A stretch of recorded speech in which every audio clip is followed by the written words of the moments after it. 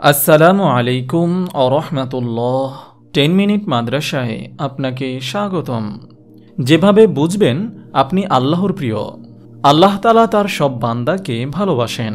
বান্দার প্রতি আল্লাহর দয়া অবারিত, কিন্তু কোনো বান্দার প্রতি আল্লাহর দয়া ও ভালোবাসা একটু বেশি।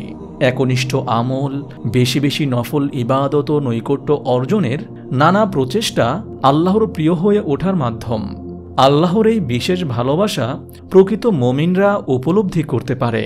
এই ভিডিওতে আল্লাহর প্রিয় বান্দাদের 7টি আলামত নিয়ে আলোচনা করা হলো। নম্বর 1, দুনিয়ার মোহ থেকে বেঁচে থাকা।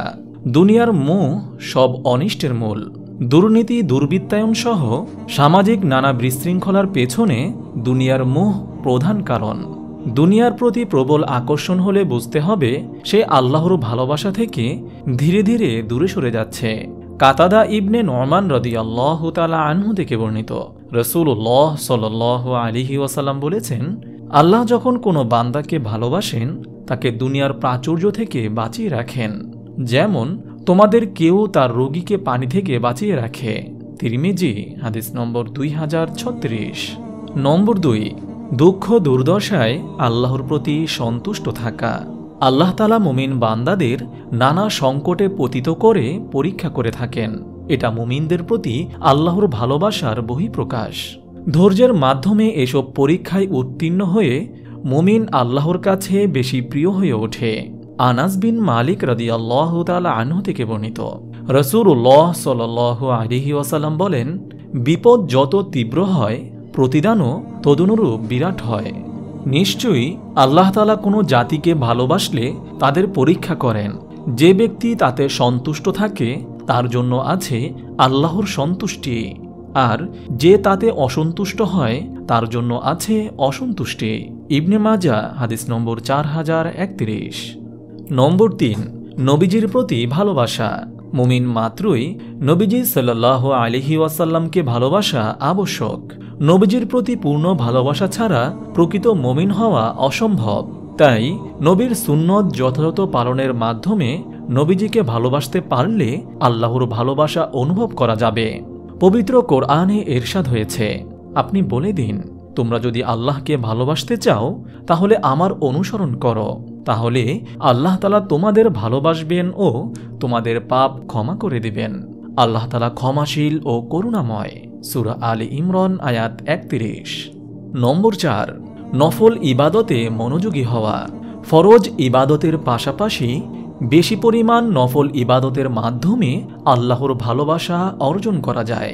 আবু হুরায়রা রাদিয়াল্লাহু তাআলা আনহু থেকে বর্ণিত, রাসূলুল্লাহ সাল্লাল্লাহু আলাইহি ওয়াসাল্লাম বলেছেন, আল্লাহ তাআলা বলেন, যে ব্যক্তি আমার কোনো ওলির সঙ্গে দুশমনি রাখবে আমি তার সঙ্গে যুদ্ধ ঘোষণা করব। আমি যা কিছু আমার বান্দার উপর ফরজ করেছি তা দ্বারা কেউ আমার নৈকট্য লাভ করতে পারবে না। আমার বান্দা সর্বদা নফল ইবাদত দ্বারা আমার নৈকট্য লাভ করতে থাকবে। এমনকি অবশেষে আমি তাকে আমার এমন প্রিয় পাত্র বানিয়ে নেই যে আমি তার কান হয়ে যাই, যা দিয়ে সে শোনে। আমি তার চোখ হয়ে যাই, যা দিয়ে সে দেখে। আর আমি তার হাত হয়ে যাই, যা দিয়ে সে ধরে। আমি তার পা হয়ে যাই, যা দ্বারা সে চলে। সে যদি আমার কাছে কিছু চায় তাহলে আমি নিশ্চয়ই তাকে তা দান করি। আর যদি সে আমার কাছে আশ্রয় প্রার্থনা করে তাহলে অবশ্যই আমি তাকে আশ্রয় দেই। আমি কোনো কাজ করতে চাইলে তা করতে কোনো দ্বিধা করি না, যতটা দ্বিধা করি মুমিন বান্দার প্রাণ নিতে। সে মৃত্যুকে অপছন্দ করে আর আমি তার বেঁচে থাকাকে অপছন্দ করি। সহিহ বুখারী, হাদিস নম্বর 6502। নম্বর 5, ইসলামী বিধান পালনে কঠোর হওয়া। ইসলামের সব বিধান পালনে শ্রদ্ধাশীল ও যত্নবান হওয়া আল্লাহর প্রিয় হওয়ার উপায়। কোনো বিধানের প্রতি অনাস্থা ও শৈথিল্য মনোভাব পোষণ করা যাবে না। কেউ আল্লাহর বিধানের প্রতি তুচ্ছ তাচ্ছিল্য প্রদর্শন করলে তার বিশেষ ভালোবাসা থেকে বঞ্চিত হওয়ার পাশাপাশি ঈমান থেকেও বের হয়ে যায়। পবিত্র কোরআনে ইরশাদ হয়েছে, হে মুমিনরা, তোমাদের মধ্যে যে নিজ ধর্ম থেকে ফিরে যাবে অচিরেই আল্লাহ তাআলা এমন সম্প্রদায় সৃষ্টি করবেন যাদের তিনি ভালোবাসবেন এবং তারা তাকে ভালোবাসবে। তারা মুসলমানদের প্রতি বিনয় নম্র হবে এবং কাফিরদের প্রতি কঠোর হবে। তারা আল্লাহর পথে জিহাদ করবে এবং কোনো তিরস্কারকারীর তিরস্কারে ভীত হবে না। এটি আল্লাহর অনুগ্রহ, তিনি যাকে ইচ্ছা দান করেন। আল্লাহ তাআলা প্রাচুর্য দানকারী ও মহাজ্ঞানী। সূরা মাইদা আয়াত ৫৪। নম্বর ৬, আল্লাহর জন্য পারস্পরিক সুসম্পর্ক রাখা। আল্লাহর সন্তুষ্টির উদ্দেশ্যে কোনো ব্যক্তির সঙ্গে সুসম্পর্ক গড়ে তোলার মাধ্যমেও আল্লাহর প্রিয় হওয়া যায়। যে সম্পর্কে আখিরাতের স্বার্থ মুখ্য থাকে সেটাই আল্লাহর জন্য ভালোবাসা। পারস্পরিক এমন সম্পর্ক স্থাপনকারীরা আল্লাহর প্রিয় হয়ে যায়।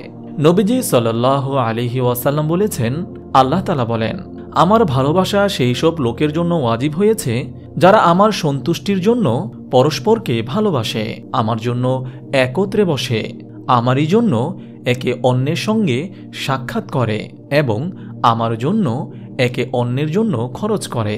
মুয়াত্তা ইমাম মালিক, হাদিস নম্বর 1721। নম্বর ৭, আল্লাহর সাক্ষাৎ লাভের ব্যাকুলতা। একজন মুমিনের পরম কাঙ্ক্ষিত বিষয় হচ্ছে আল্লাহর সাক্ষাৎ অর্জন। আল্লাহর সাক্ষাৎ লাভে প্রতীক্ষারত মুমিনকে আল্লাহ তাআলা ভালোবাসেন। আল্লাহকে দেখার ব্যাকুলতা যে অন্তরে যত বেশি থাকবে, আল্লাহর ভালোবাসা সে তত বেশি অর্জন করতে পারবে। আবু মুসা আশআরী রাদিয়াল্লাহু তাআলা আনহু থেকে বর্ণিত, রাসূলুল্লাহ সাল্লাল্লাহু আলাইহি ওয়াসাল্লাম বলেছেন, যে ব্যক্তি আল্লাহর সাক্ষাৎ ভালোবাসে, আল্লাহও তার সাক্ষাৎ ভালোবাসেন। আর যে ব্যক্তি আল্লাহর সাক্ষাৎ ভালোবাসে না, আল্লাহও তার সাক্ষাৎ ভালোবাসেন না। সহিহ বুখারী, হাদিস নম্বর 6508। মহান আল্লাহ তাআলা আমাদের সবাইকে তার প্রিয় বান্দা হওয়ার তৌফিক দান করুন, আমিন।